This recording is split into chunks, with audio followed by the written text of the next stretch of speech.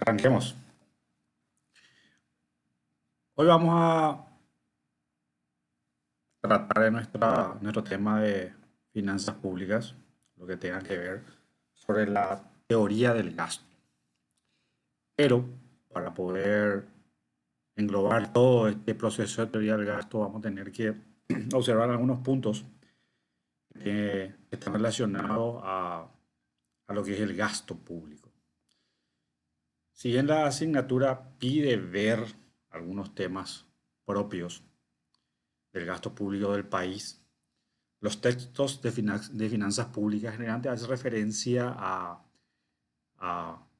informes de finanzas públicas relacionados a países extranjeros. Por ejemplo, si los libros son de, de origen estadounidense, generalmente hace referencia a lo que es la economía estadounidense. Pero nosotros vamos a empezar a ver un poquito sobre nuestra economía a modo de adaptar los desarrollos que tenemos a nuestra realidad.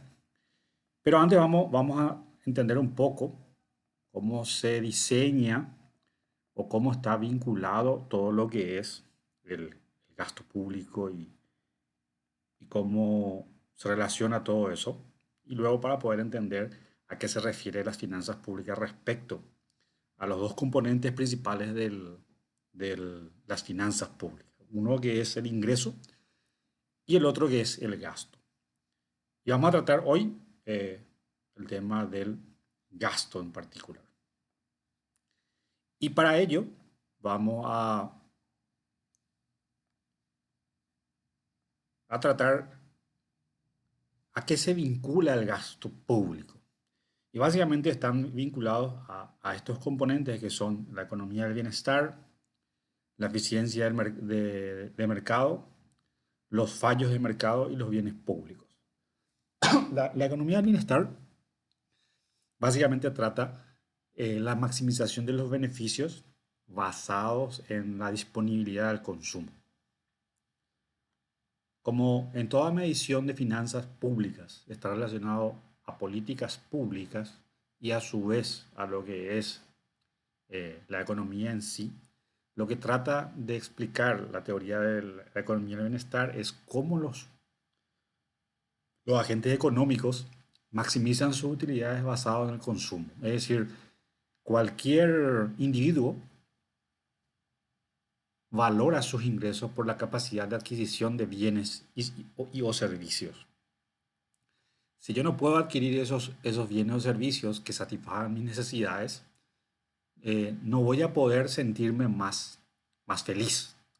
Eh, la- el concepto básico de utilidad de los principios del análisis económico se basaba en la cantidad de bienes que puedo adquirir y a partir de ahí se fueron derivando las cuestiones hasta hoy llegar que la utilidad significa el beneficio económico que uno tiene o el beneficio financiero que tiene una entidad económica.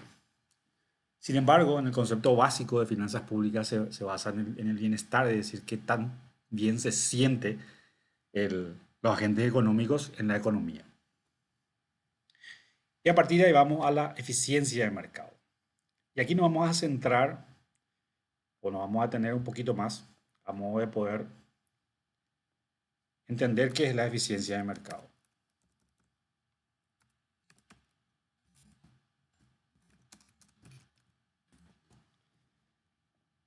Para ello, tenemos que básicamente comprender cómo se define la eficiencia del mercado, cuáles son las condiciones que se tienen que satisfacer para decir que un mercado es eficiente y por qué básicamente se supone en general que los mercados competitivos generan resultados eficientes.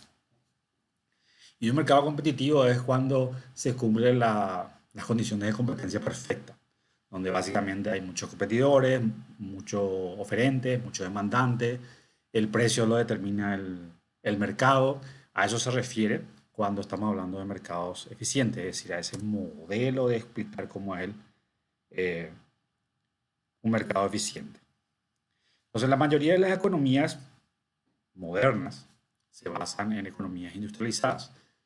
Si bien no todas las economías tienen niveles de industrialización similares a las economías economías avanzadas, existe un grado de tecnicismo en la producción.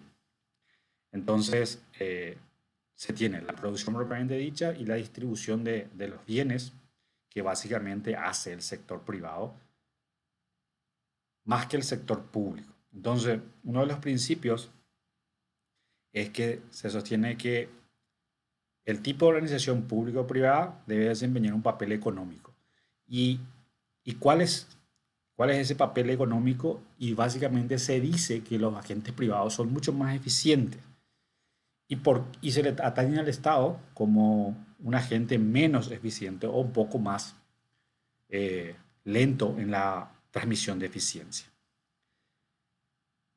La idea de eficiencia de mercado nace en 1776, con Adam Smith. Y Adam Smith introduce la teoría de la mano invisible.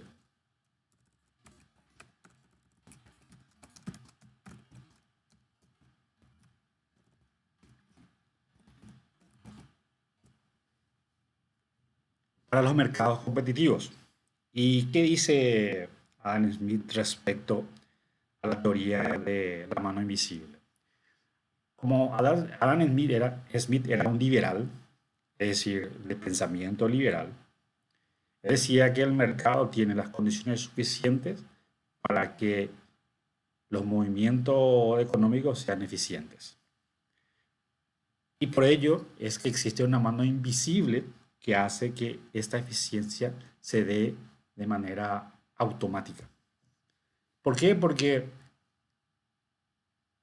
él decía que cualquier persona que puede obtener beneficios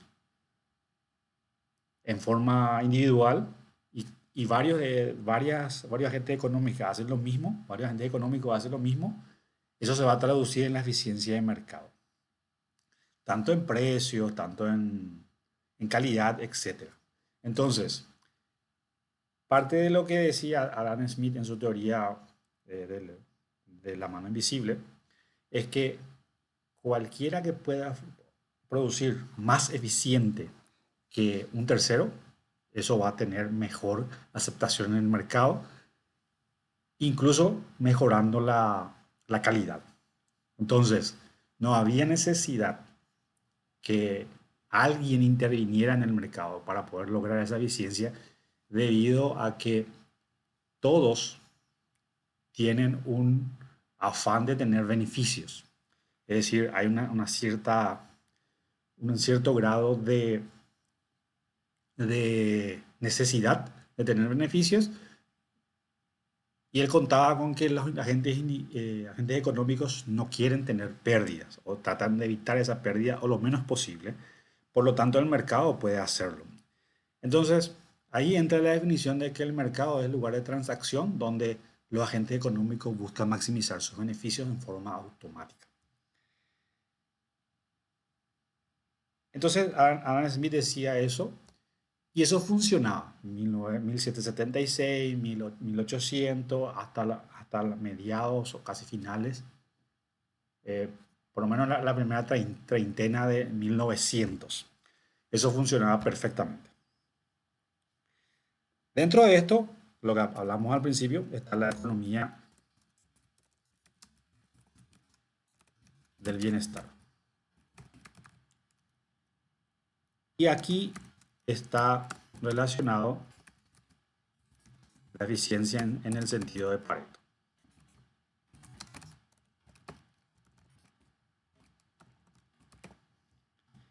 A modo de poder analizar esta economía del bienestar, se introduce la eficiencia en el sentido de Pareto. Entonces, la economía del bienestar básicamente es una rama de la economía que se ocupa de lo que conocemos como la economía normativa que vimos en los primeros capítulos.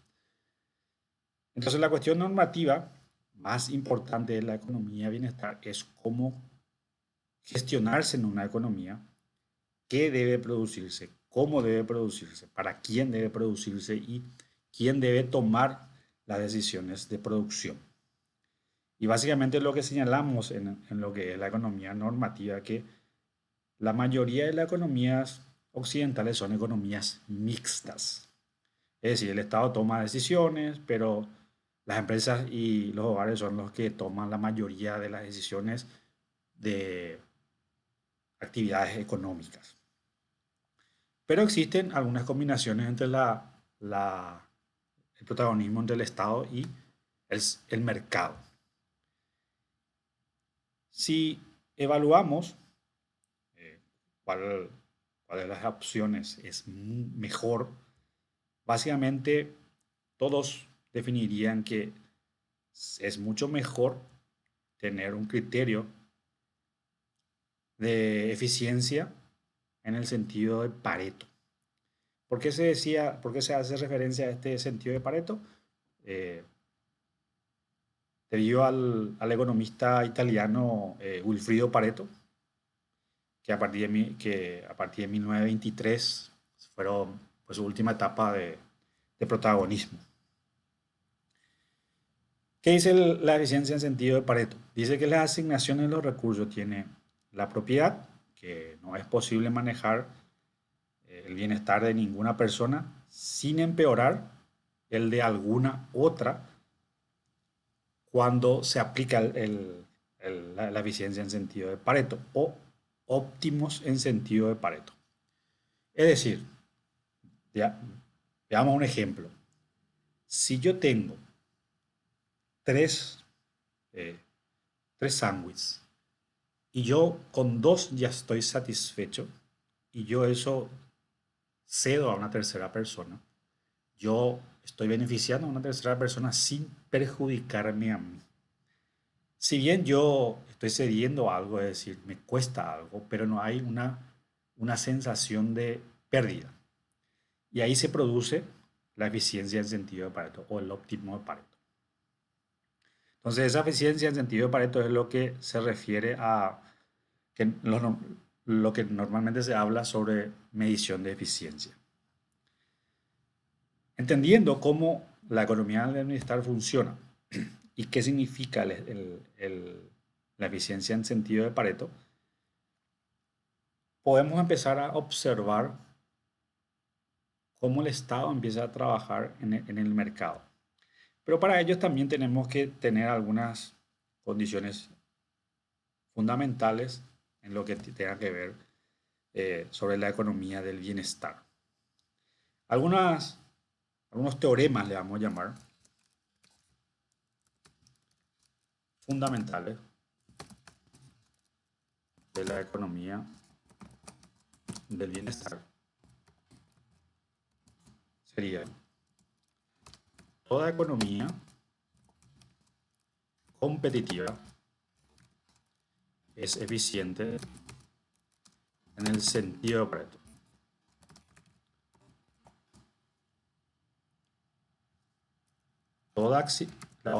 El otro teorema sería toda asignación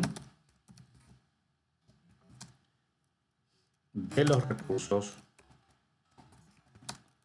eficientes en el sentido de Pareto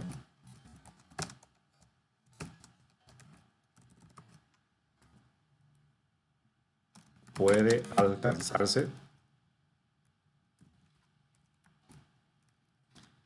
por medio de un mecanismo de mercado.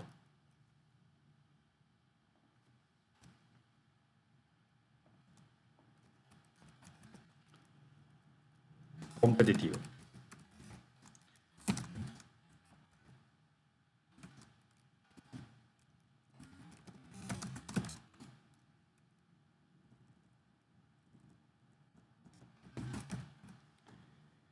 Con la debida redistribución inicial. Hay dos palabras que aquí hay que observar que es economía competitiva, que básicamente eh, el supuesto más fuerte sobre la eficiencia de mercado, y mercado competitivo, que sería un sinónimo sobre estos dos teoremas. Entonces, aquí se puede hablar de un sistema descentralizado donde las decisiones de producción y consumo básicamente son tomadas por las personas, las empresas, los individuos, que generalmente funcionan en una economía mixta. Pero también puede haber mecanismos de acción centralizada, donde las decisiones toman un único organismo, que puede ser el Estado, y que no todas las veces generan una eficiencia respecto a la distribución eficiente de lo que es el mercado o las economías en sí. Las razones por las que el mercado competitivo asigna en condiciones ideales los recursos de una forma óptima en sentido de Pareto es uno de los principales, una de las principales cuestiones por la que se sustenta la eficiencia del mercado. Es decir, eh, es uno de los principales temas que generalmente se empieza a analizar en el sector microeconómico para ver si se va cumpliendo el objetivo de que esa asignación es eficiente. Siempre bajo la teoría de que maximizan las utilidades de la economía en general. Bajo el teorema de Pareto siempre hay una reducción o una enajenación de activos, de bienes. Pero esa enajenación no genera una pérdida, o no tiene una sensación de pérdida. Es por ello que la economía del bienestar básicamente se basa en la teoría de la oferta y la demanda, que básicamente es así. Tenemos el cuadro o los planos cartesianos donde tenemos la oferta y tenemos la demanda. Y esto genera una asignación de precios. Esto sería el precio, esto sería la cantidad y es el punto en el cual se asignan los precios de forma eficiente. Precios y cantidades.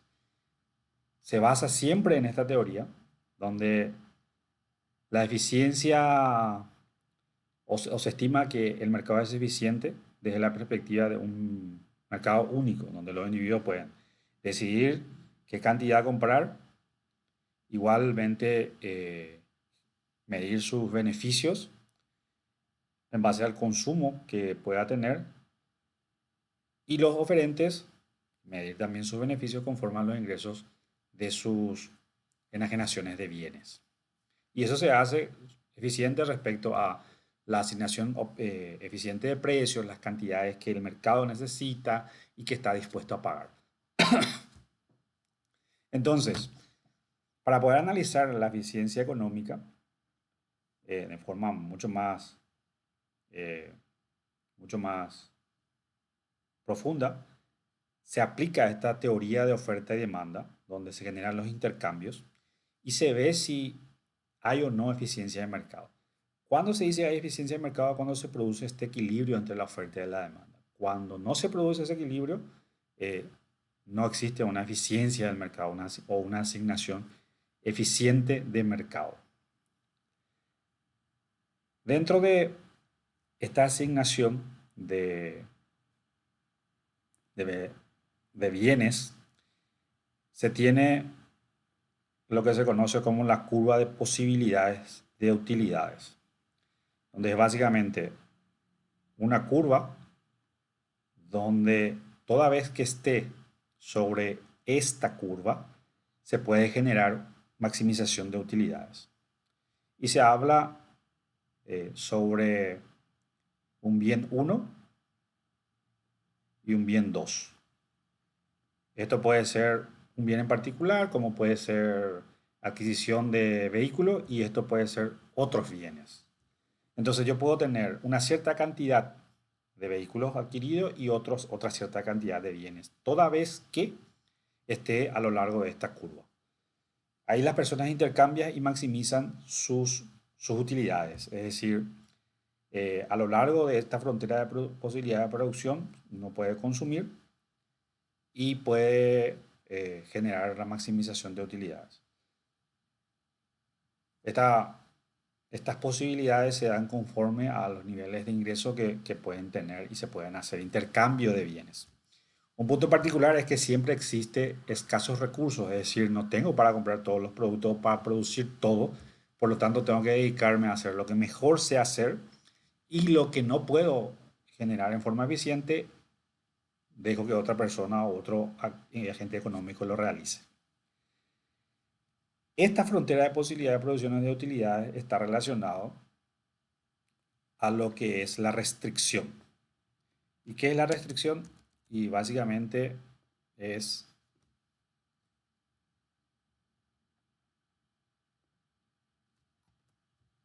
el presupuesto que uno tiene para poder afrontar o adquirir los bienes.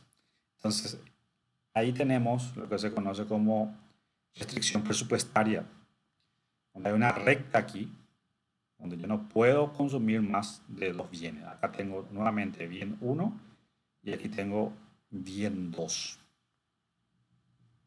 Esto pueden ser como, por ejemplo, eh, adquisición de prendas de vestir y otros bienes. Entonces, yo en esta combinación de recta presupuestaria, ahí tengo que generar mi consumo y lo que hago es una combinación de bienes que necesito consumir y tengo preferencia al que me genera más beneficios. El Estado mira perfectamente eso conforme a los datos que se van generando. Y ahí se genera una suerte de selección. Entonces, ¿qué es lo que hace el individuo? Se tiene la recta presupuestaria, que va a ser así, y lo que hace es asignar o elegir bienes que maximice conforme a unas curvas isocuantas, donde dice, esta es las decisiones que yo puedo tener respecto a los bienes que puedo adquirir y maximizo en el punto en el cual la recta presupuestaria y la curva isocuanta o isocostes eh, es tangente a mi restricción presupuestaria. Es decir, está en el nivel que yo estoy o quiero adquirir y ahí maximizo. Es decir, tengo la cantidad de bienes de la cantidad del bien 1 y la cantidad del bien 2 que me satisface o que maximiza la utilidad del agente económico. ¿Qué pasa si, vamos a poner acá, sería entonces esta la cantidad? Esta sería la cantidad del bien 1 y esta es la cantidad del bien 2. Pero ¿qué pasa si en realidad yo quiero el bien 2 y lo que hago es esto? Tomo una menor cantidad del bien 1 y tengo mayor cantidad porque yo quiero más del bien 2. Pero está fuera de mi recta presupuestaria, pero está dentro de la curva, dentro de la isocuanta. Y en realidad está fuera de mi presupuesto. Por ejemplo, yo quiero tener 2 vehículos eh, y por eso agarro y ahorro mi dinero, pero no puedo mantener el vehículo. Entonces está fuera de mi recta presupuestaria en esta área. Es decir, o tengo que incrementar mis ingresos, eso significa que voy a tener que tener así una restricción presupuestaria que sea superior a la primera para poder hacer esa combinación. Esto básicamente está basado en la asignación eficiente del mercado, donde dice, si mi restricción presupuestaria es el punto, la primera recta, voy a tener que asignar en forma eficiente sobre esa restricción. No voy a poder pasar esa restricción. Bien, entonces, acá tenemos el punto sobre lo que es eh, la eficiencia de mercado, que viene de Adam Smith, se mide en el sentido de Pareto, donde realmente el sentido de Pareto se da cuando no existe beneficio o no existe otro beneficio adicional más que el que hoy estoy teniendo, o que maximice o superior a la maximización. Y eso se basa en la teoría de oferta y demanda o la teoría de mercado. Para eso existen básicamente dos teoremas donde dice que toda economía competitiva es eficiente en el sentido de Pareto y toda asignación de los recursos es eficiente en el sentido de Pareto y pueden alcanzarse por medio de un mecanismo competitivo con la debida distribución inicial. Y acá se ve eso, tengo una restricción presupuestaria, tengo una curva de posibilidades de utilidades y eso se basa en una restricción presupuestaria. Y en base a eso el mercado empieza a asignar los bienes y servicios y los individuos empiezan a combinar su consumo de bienes y servicios en base a la maximización de utilidades. Todas esas eficiencias se basa eh, en la teoría de mercado donde se maximiza las utilidades. Ahora bien, existe la disyuntiva entre lo que es eficiencia y equidad.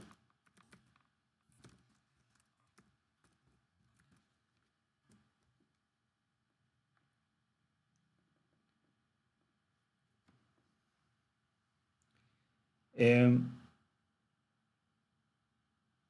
Básicamente, la eficiencia es la asignación en el cual se maximiza las utilidades y yo puedo tener el máximo beneficio posible. Y la equidad es que yo puedo obtener valores conforme a mi esfuerzo, básicamente. En economía eso no necesariamente son la misma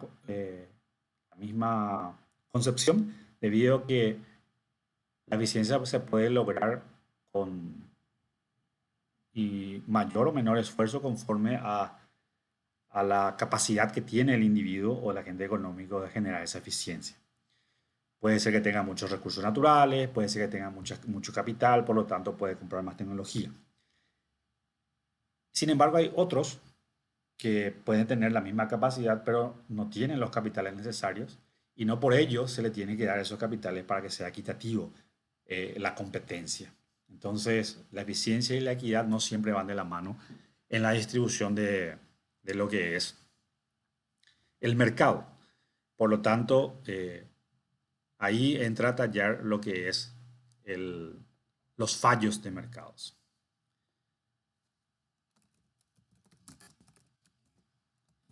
¿Y qué básicamente es los fallos de mercado? Cuando no se produce la competencia perfecta, es decir, no es asignado eficientemente los precios, las cantidades están reguladas. eh, lo que más se conoce como fallos de mercado son los monopolios, los oligopolios, eh, donde no existen una información perfecta debido a que estos fallos no generan o no se dan respecto a esta teoría de oferta y demanda. Por lo tanto, por ejemplo, si hay un monopolio, va a haber un solo oferente donde puede restringir la cantidad o fijar precios no competitivos. Entonces, yo no puedo adquirir la cantidad que sea eficiente debido a esa distorsión de mercado. Respecto a estos fallos, entra a lo que se conoce como la introducción del Estado. ¿Y cómo entra el Estado en este punto? Y el Estado empieza a intervenir a modo de que estos fallos, como el monopolio, el oligopolio, no sean o los clústeres, no sea una práctica mayoritaria, a modo de que se pueda generar eficientemente. Pero independientemente a que no existan monopolios en los mercados, existen otros fallos que no necesariamente son de mercado, sino de fallos llamados fallos sociales, en el cual no todos los individuos tienen la misma capacidad de generar utilidades. Es decir, no todas las personas ganan iguales, no todos tienen la misma capacidad de conocimiento, entre otras características que hacen que la maximización de utilidades de los individuos no sean lo suficiente, por lo tanto su capacidad de generar ingresos no son lo mismo y su capacidad de consumo no son tampoco equitativos. Por lo tanto, eh, al no poder consumir la cantidad que realmente está dispuesto a hacerlo, generan esos fallos y allí es donde el Estado entra a actuar para la redistribución de la renta, como se dice. ¿Y cómo hace el Estado esa redistribución? A través del gasto público. A través del gasto público. Y a su vez, eso es para el caso en que las capacidades de los agentes económicos no pueden generar la renta suficiente. El otro fallo que puede haber es que no existen las condiciones eh, de mercado para que los agentes económicos puedan generar ofertas. Por ejemplo, no hay incentivo para que el sector privado, por ejemplo, ponga una empresa de telecomunicaciones o ponga una represa para generar energía eléctrica o haga inversiones para hacer redistribución de electricidad. Eso sería un fallo debido a que o no hay condiciones para poner una línea de trenes, por ejemplo, debido a que la demanda no es suficiente o que las condiciones de mercado no son las ideales para que pueda hacer esa inversión. Entonces, una de las formas es a través del gasto público y otra forma a través de los bienes públicos, que no es otra cosa también que eh, el gasto público en forma genérica. Estos bienes públicos pueden ser bienes y servicios. Toquemos primero lo que es los bienes públicos. Por lo general, eh, para la provisión de bienes públicos existen bienes que son públicos puros y otros bienes que no son bienes públicos puros. Es decir, es proveído por el Estado, pero no es propio de su actividad. Los bienes públicos puros serían, por ejemplo, la educación, la salud, la seguridad, eh, lo que es la defensa pública en general. Y los bienes que no son meramente públicos, pero que podría realizar un privado, podría ser, por ejemplo, la puesta en marcha de una empresa pública que genere servicios de telecomunicaciones o eh, producción de cemento, que puede realizar un privado, pero no lo hace debido a las condiciones de mercado. Pero ¿cómo se identifica un bien público? Se identifica en base a sus condiciones de uso. Por ejemplo, yo puedo decir que un vaso de jugo es un bien público porque está allí disponible para todas las personas. Y hagamos la siguiente prueba. Si yo tomo ese vaso de jugo, o sea, agarro ese vaso de jugo y lo empiezo a tomar, puede venir otra persona a consumir ese vaso de jugo sin que yo esté teniendo una merma en mi consumo. No puede pasar. Entonces, si no cumple esa condición, no se aplica como un bien público. Sin embargo, si yo tengo un alumbrado público y yo quiero usar ese alumbrado público y me pongo debajo del alumbrado público y quiero leer algo, viene otra persona, puede leerlo también, sin que a mí me perjudique, hay un uso colectivo, como también las plazas públicas. Claro que no va a poder estar en el mismo lugar que yo, pero puedo usarlo en forma colectiva sin que a mí me genere una merma en mi utilidad. Y ahí se aplica lo que es como un bien público. Y un bien público puro. Eh, el problema de los bienes públicos puros es decir, quiénes pagan. Es decir, puede ser que alguien pague sus impuestos y tenga una plaza o un alumbrado público, los servicios hospitalarios o el subsidio al pasaje. Pero existen otros quienes no utilizan esos servicios o esos programas y otros que ni siquiera pagan su impuesto pero son beneficiados.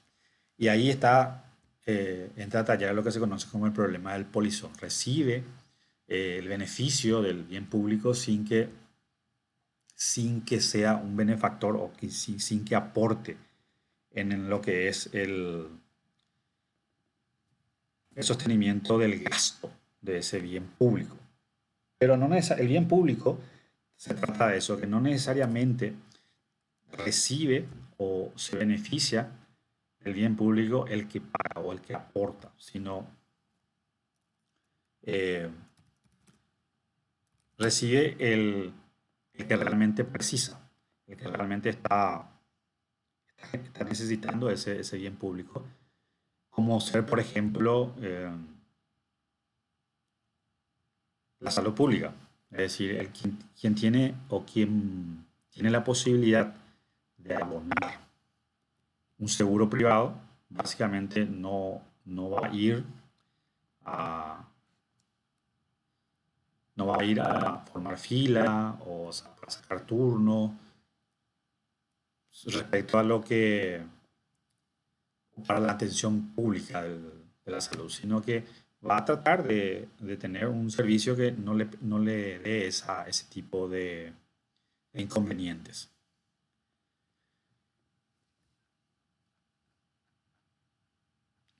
Eso es básicamente cómo se diferencia entre un bien público y un bien que es un bien privado. Los bienes públicos básicamente son proveídos por el sector público o por el Estado y el bien privado puede ser proveído tanto por el público o por el Estado o por el privado. Lo ideal es que genere o que realice el privado, no cuando es un bien privado, ¿no? Y el sector público se encarga de lo suyo. ¿Por qué el bien público no puede ser proveído por el sector privado? Porque no hay los incentivos respecto a su retribución en utilidades. Entonces, respecto al tratamiento de la eficiencia, una de las formas es que el Estado ingrese a proveer ese bien público donde el mercado no lo provee o lo realice a través de la transmisión de disponibilidad de ingresos, es decir, a través del gasto público. ¿Y qué es el gasto público? El gasto público son los programas o las políticas que genera el Estado a modo de poder atender las necesidades del mercado donde el privado no lo hace o no lo hace en forma totalitaria. Y también está el gasto en general por los servicios públicos, que puede ser la salud, la educación, la defensa nacional y la administración propia del Estado. Eso genera inyección en la economía y una transmisión de eficiencia a través de los ingresos. Eh, y el gasto público forma parte, básicamente, del Producto Interno Bruto. Toda, toda la composición del Producto Interno Bruto depende de las condiciones que tenga el privado respecto al público. Cuando más una economía es una economía de competencia perfecta, los componentes de la generación del ingreso per cápita o el ingreso nacional va a estar dado mayoritariamente por el sector privado y una parte menor por el sector público. Eso básicamente sería los componentes que tienen que ver sobre el gasto público. Ahora bien, veamos cómo está compuesto en Paraguay el gasto público. Para ello vamos a observar de, el informe financiero o de finanzas públicas que el Estado publica, que sería nuestro gobierno, donde básicamente hay un resultado operativo, un resultado fiscal, unos ingresos públicos, que está compuesto básicamente por 4 tipos de ingresos, que son los ingresos tributarios, las contribuciones sociales, las donaciones y otros ingresos. Esto está al cierre de julio, que fue el último, donde se dice que los ingresos crecieron 20% respecto al mismo periodo del año anterior. Estos ingresos son generados, los tributarios son generados por impuestos, los distintos tipos de impuestos que están relacionados a las normativas. Las contribuciones sociales son básicamente eh, los pagos que hacen los trabajadores para sus jubilaciones, sería básicamente el ahorro, por lo menos en términos de concepto, pero no necesariamente se genera ese ahorro debido al tipo de sistema de jubilación que se tiene en Paraguay. Las donaciones son todos los ingresos que recibe el Estado a través de donaciones, como su nombre lo dice, donaciones públicas y donaciones privadas. Un momentito.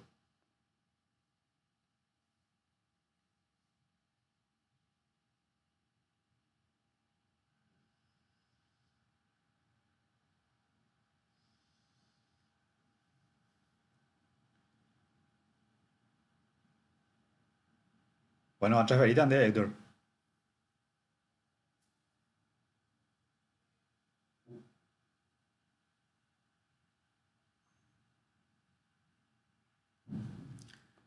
Perdón. Entonces, las donaciones decíamos que eran todas las donaciones nacionales e internacionales. Por ejemplo, una donación que recibe el Estado es las donaciones de Taiwán, de la Unión Europea, y las donaciones nacionales, cualquier tipo de transferencia que recibe el Estado del sector privado.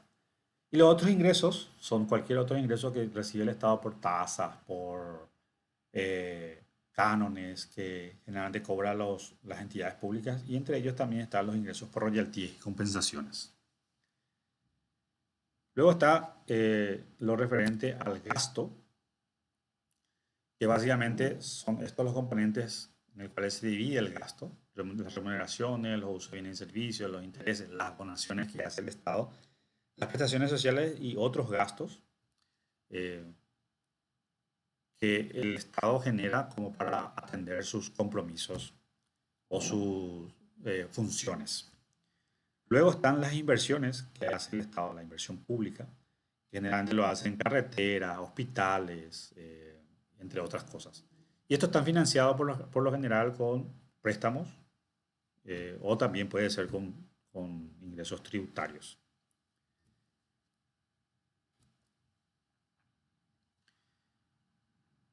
Y eso genera esto que está aquí, un resultado fiscal, o un resultado en el cual se dice si eh, el Estado va generando algún tipo de excedente en sus arcas, o está teniendo una necesidad de financiamiento a través de préstamos, que atendiendo lo que mencioné recién, es que sí hay una necesidad de financiamiento para generar infraestructura, y eso se hace conforme a políticas de transmisión de la coyuntura nacional. Es decir, este gasto público, existen gastos que no se pueden modificar debido a que existen gastos como las remuneraciones y el servicio de hospitales, como para comprar medicamentos, entre otros, que no se pueden cambiar de la noche a la mañana, o los intereses por los préstamos tampoco se debe cumplir.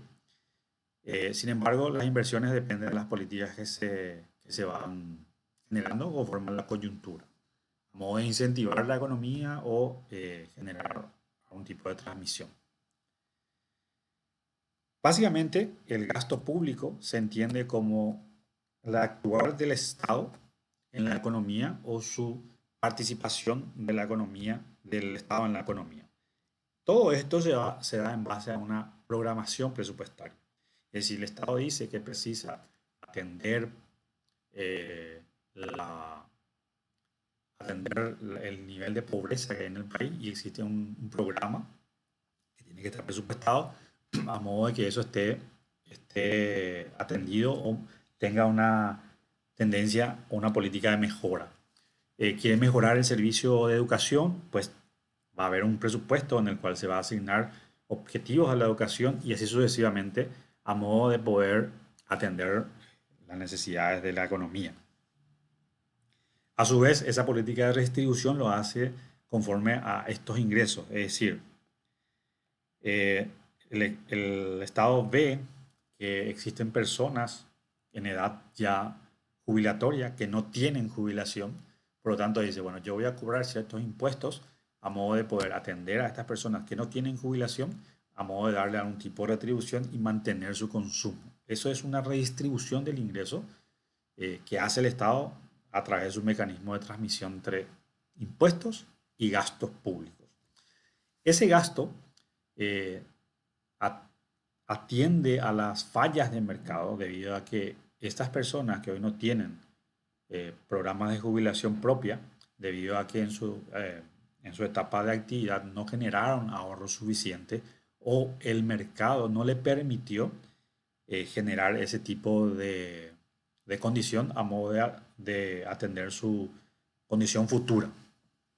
Por lo tanto, el Estado atiende ese fallo de mercado que existe en la economía. Eso puede ser conforme a los programas de jubilación, puede ser conforme a las condiciones laborales, es decir, no existe suficiente inversión privada para poder atender la demanda laboral, perdón, la oferta laboral, es decir, las personas que quieren trabajar.